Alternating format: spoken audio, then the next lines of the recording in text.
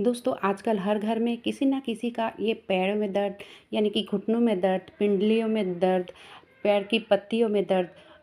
तो ये सब से छुटकारा पाने के लिए आपको क्या करना पड़ता है कि बहुत सारा दवाई खाना पड़ता है। दवाई खा खा कर बोर हो चुके हो तो आज के ये वीडियो आपके लिए, क्योंकि आज के ये वीडियो ना नेचुरल तरीके से दूर हो जाएगी ये दर्द, और वो भी एक दिन में ही। तो उसके लिए आपको एक पैसा भी खर्च करना नहीं पड़ेगा, आपको किचन में ही सारा सामान मिल जाएगा। हेलो दोस्तों, वेलकम बैक मेरे चैनल पे आप सबका स्वागत है। तो चलिए, पैरों की दर्द के लिए चाहे आपका कितना भी पुराना दर्द हो, आपका एक दिन में गायब हो जाएगा। तो यहाँ पे मैंने लिया है मस्टर्ड ऑयल यानी कि सरसों का तेल। ठीक है, यहाँ पे सरसों का तेल ही यूज़ करना है। अब उसके बाद इसमें डालनी है अदरक के रस। ठीक है, तो अदरक के रस यानी कि अदरक को ग्रेट कर लूँगी, या फिर आप कुचल भी सकते हो, या फिर खलबट्टे में कूट भी सकते हो। ठीक है, इस तरह से आप थोड़ा सा अदरक इसमें डाल दीजिए, यानी कि इस तेल में डाल दीजिए।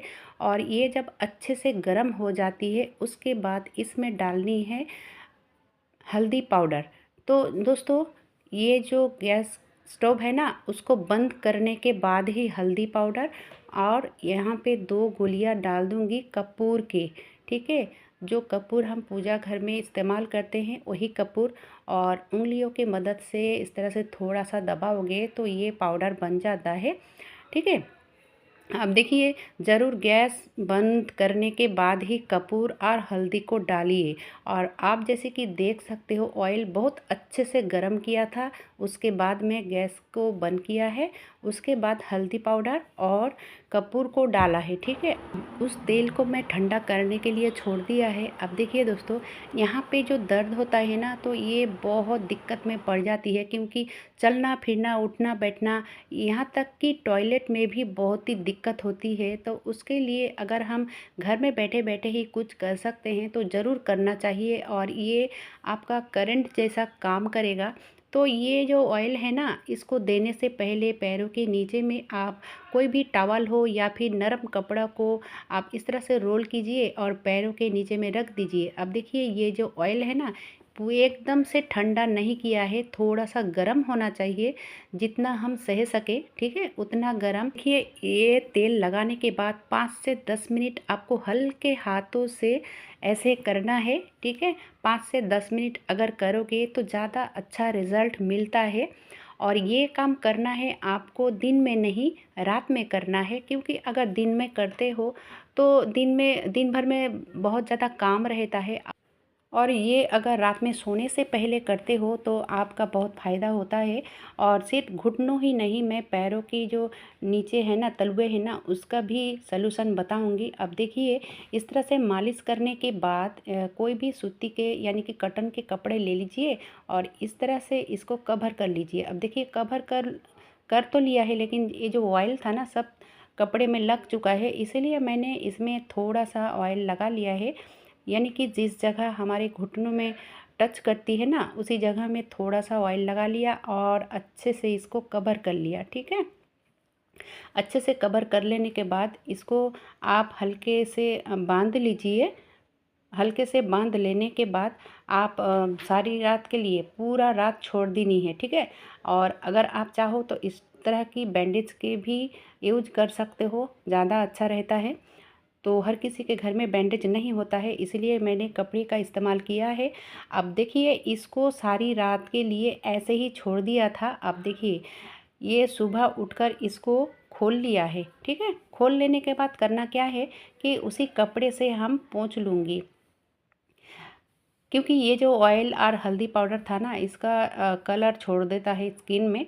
तो बहुत ही आसानी से निकल भी आता है। ठीक है, आप इसको वॉश भी कर सकते हो, यानी कि पैरों को धो भी सकते हो। तो पहले दिन में ही आप रिज़ल्ट पाओगे बहुत ही बढ़िया। अब देखिए, ये जो पाँव के तलवे हैं ना, तो इस जगह पे क्या होता है कि सुबह उठकर जब हम फ्लोर पे पैर रखते हैं तो दर्द करता है। ये ज़्यादातर लोगों की ऐसा होता है, जैसे कि मेरी भी होती है। तो मैं इस ऑयल को इस्तेमाल करके बहुत ही रिलीफ पाया है, इसीलिए मैंने आप सबके साथ शेयर किया। तो ये देखिए दोस्तों, इस तरह से यहाँ पे भी वही तेल का मालिश करना है, जो तेल मैंने अभी अभी बनाया घुटनों के लिए, ठीक है। उसी तेल को इस तरह से मालिश करनी है, क्योंकि पाँव के जो तलुए होती है ना, बहुत किसी का क्या होता है कि जलन होती है, चुभती है। तो ये ऑयल बहुत ही फ़ायदेमंद होती है। तो आप पैरों में, घुटनों में या फिर कमर में ऑयल को मालिश कर सकते हो। तो पैरों में भी दोस्तों 8 से 10 मिनट करीब हल्के हाथों से आपको मालिश करनी है, ठीक है। और अगर आप चाहो ना तो इस तेल को आप ज़्यादा बना के रख सकते हो कोई भी बोतल के अंदर। तो जब भी इसको लगाओ तब इसको गरम करके लगाओ, तो ही आपका रिज़ल्ट अच्छा मिलती है। और सिर्फ पैरों के तलुए जो होती है ना, सिर्फ कहने के लिए नहीं होती है दोस्तों, ये सर से पाँव तलक बहुत नार्व होती है, जो कि जॉइंट होती है। तो इसीलिए हमें पैरों की तरफ भी अच्छे से ध्यान देना चाहिए। अब चलिए, यहाँ पे मैं लिया है एक भगोना, और उसमें थोड़ा सा पानी लिया है, यानी कि आधा लीटर करीब पानी लिया है। और इसमें एक नींबू निचोड़ दिया, और जो छिलके हैं उसको भी डाल दिया, ठीक है। और थोड़ा सा डाला है नमक, करीब 1 चम्मच। तो आप यहाँ पे सेंधा नमक ही डालिए तो ज़्यादा फ़ायदा मिलती है। और यहाँ पे मैंने 2 कपूर की गोलियाँ भी डाली है, और थोड़ा सा शैम्पू, ठीक है। अब देखिए, इसको बॉयल होने के लिए दिया था, तो बॉयल हो चुका है। अब गैस स्टोव को मैं बंद कर लूँगी। अब बंद कर लेने के बाद इसको मैं ठंडा होने के लिए रख दिया, ठीक है। जब ये ठंडा हो जाएगा, यानी कि पूरा ठंडा नहीं करनी है और थोड़ा सा गर्म रखनी है। अब देखिए, इस पानी में मुझे डालनी है कर्ण। अगर आपके पास कर्ण नहीं है तो आप ना छोले का इस्तेमाल कर सकते हो, उसमें भी बहुत ही बढ़िया रिज़ल्ट मिलता है। आप एक बार इस छोले को इसमें डाल देने से छोले आपका बर्बाद नहीं होगा। फिर सुखा लीजिए, फिर दूसरे दिन यानी कि अगले दिन आप उसी छोले का इस्तेमाल कर सकते हो। अब देखिए, यहाँ पे पैरों को मैंने डाल दिया है। आप पैरों को डालने के बाद आपको चुप से बैठना नहीं है, आप पैरों को इस तरह से आगे पीछे कीजिए।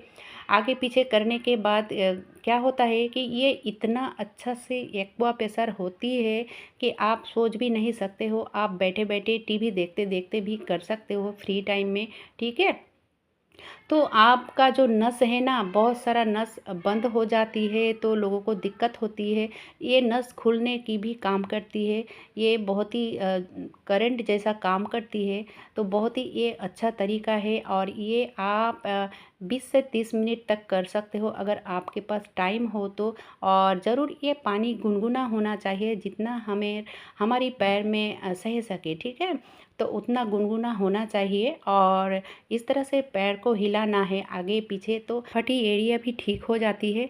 तो कैसा लगा दोस्तों? अगर अच्छा लगा है तो एक लाइक ज़रूर कीजिएगा। अगर आपका फ़ायदा हुआ है तो ज़्यादा से ज़्यादा लोगों तक शेयर भी कीजिएगा। आज के लिए बस इतना ही। धन्यवाद।